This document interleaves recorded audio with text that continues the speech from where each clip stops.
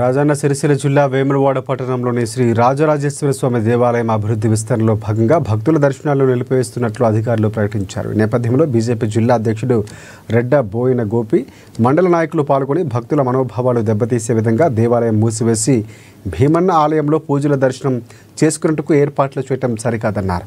భక్తుల మనోభావాలు దెబ్బతింటాయని, భక్తులకు దేవునిపై నమ్మకం పోయేలా చేస్తున్నారని మండిపడ్డారు. దేవాలయం ప్రధాన ద్వారం వద్ద నిరసన తెలిపారు.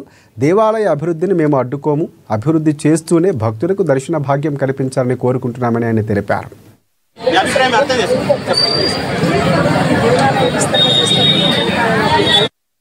వేములవాడ దేవస్థానం యొక్క ఈఓ గారి ఆఫీస్ నుండి ఈ యొక్క సర్క్యులర్ వెలువడింది.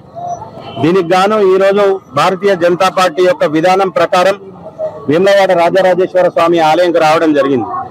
వెలువడిన ఈ సంచికలో ఏమని ఉందంటే 11వ తారీఖు నుండి ఆ తదుపరి నుండి కోడమొక్కలు గాని, అన్న పూజలు గాని, ఆకు పూజలు గాని చేసుకునే భక్తులందరూ భీమన్న ఆలయంలో చేయమని చెప్పి చేసుకోవాలని ఒక సర్క్యులర్ విడుదల. మరి దానికి వ్యతిరేకంగా ఈ రోజు మేము భారతీయ జనతా పార్టీ నుండి ఇక్కడికి రావడం జరిగింది. వేములవాడ ఆలయానికి మా యొక్క నిరసన తెలియడం జరిగింది.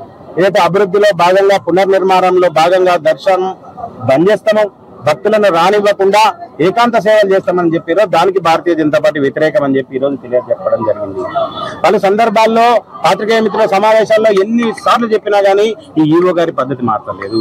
ఈ రోజు మేము ఇక్కడ కూర్చొని ధర్నా చేసిన ప్రక్రమంలో ఈఓ గారిని రమ్మన్నప్పుడు ఈఓ గారు వచ్చి మేము ఏ దర్శనాలు బంద్ చేస్తలేమని లోపలికి పోయి తీసుకుపోయి మాకు చూపించడం జరిగింది. ఈ రోజుకు మాత్రం ప్రతి పూజ ఇక్కడనే జరుగుతుంది, ఎల్ల వేళలో ఈ విధంగానే జరగాల అని చెప్పి ఈఓ గారిని మేము భారతీయ జనతా పార్టీ